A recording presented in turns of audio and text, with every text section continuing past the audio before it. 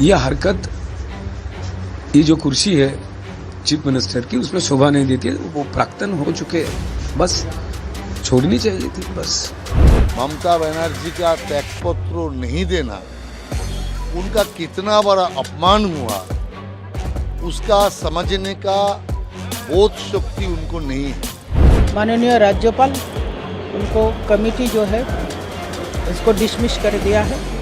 देखिए, संविधान जिस रास्ते पे चलने के लिए हम लोगों को निर्देश दे दिया, उसको कोई इग्नोर नहीं कर सकता है। चाहे आप हो, मैं हूं, या मुख्यमंत्री हो, या कोई भी विधायक मुख्यमंत्री, कोई भी सरकारी या बेसरकारी जो भी है, संविधान में लिखित जो चीज है उसको कोई इनकार नहीं कर सकते।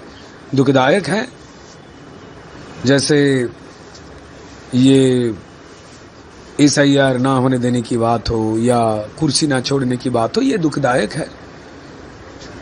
मतलब यह हरकत, ये जो कुर्सी है चीफ मिनिस्टर की, उसमें शोभा नहीं देती है। वो प्राक्तन हो चुके हैं, बस छोड़नी चाहिए थी। बस कल जो घटना घटा है, जिस मामले में तो जो PA जो था उनको गोली मार दिया गया और ड्राइवर भी घायल, इस पर क्या बोलेंगे? इस तरह चुनाव के बाद जो परिवर्तन हो रहा है। देखिए, बंगाल के अवाम, बंगाल के पूरा जनगण इस घिनौनी जो हरकत है, किन लोगों ने करवाया, कैसे हुआ, ये सबको मालूम है।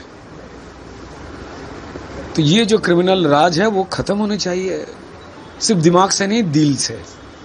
और भारतीय जनता पार्टी का नई जो सरकार आने वाले हैं, वो ये स्थिति और पैदा ना हो उसके लिए जागृत है। हम लोग विचार व्यवस्था के ऊपर आस्थाशील है। हमारा जो पुलिस फोर्स है वो न्यूट्रल तरीके से न्याय संहिता का जो है उसका सम्मान रक्षा करेंगे, ये हमारा विश्वास है। ममता बनर्जी का त्यागपत्र नहीं देना उनका कितना बड़ा अपमान हुआ, उसका समझने का बोध शक्ति उनको नहीं है।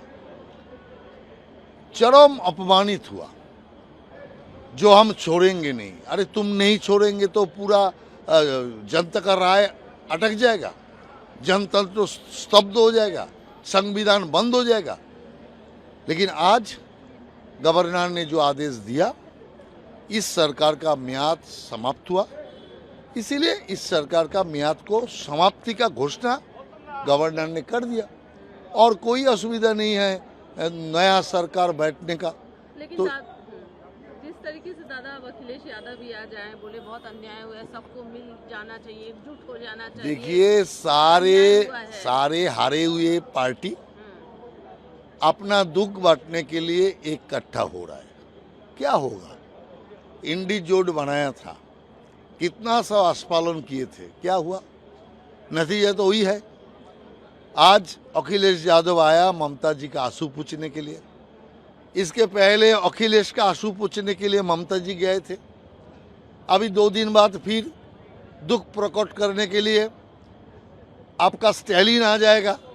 तो सारे हारे हुए मोर्चा इकट्ठा होके वो लोग आगे के लिए सपना देख रहा है। सपना सपना ही होता है, हकीकत नहीं बनता। नियम के तरीके में माननीय मुख्यमंत्री वो जाना नहीं चाहती थी, लेकिन जो संवैधानिक तरीका है वही तरीका से माननीय राज्यपाल उनको कमेटी जो है इसको डिसमिस कर दिया है, तोड़ दिया है।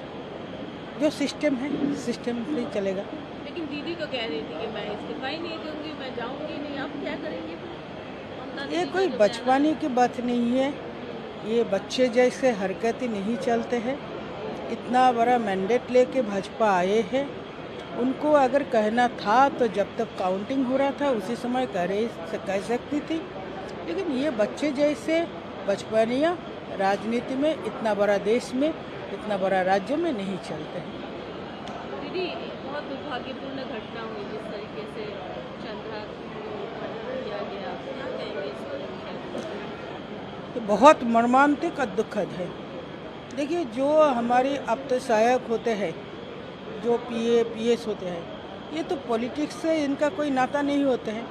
ये सरकारी काम में सिस्टम को देखते हैं, इसके साथ पॉलिटिकल कोई ताल्लुकात नहीं रहते हैं। इस तरह से ऐसा इनका हत्या अत्यंत अमानविक है।